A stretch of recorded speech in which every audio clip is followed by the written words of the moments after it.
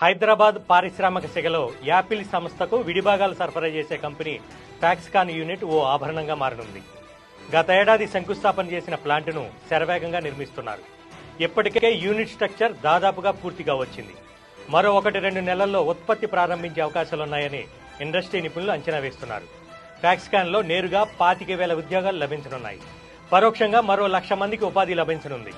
3,500 కోట్ల పెట్టుబడిని ఫాక్స్కాన్ పెడుతోంది. మొత్తంగా 4,600 కోట్ల వ్యయంతో ఈ పరిశ్రమను ఏర్పాటు చేస్తున్నారు.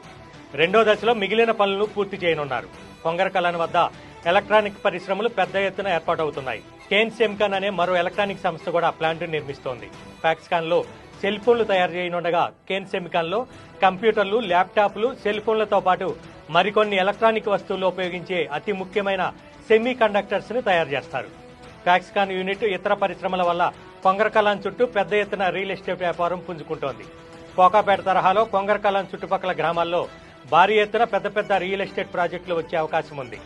ఔటర్ కు దగ్గరగా ఉండటంతో పాటు ప్రభుత్వం మౌలిక సదుపాయాల కల్పనలో పూర్తి స్థాయిలో సహకరిస్తోంది.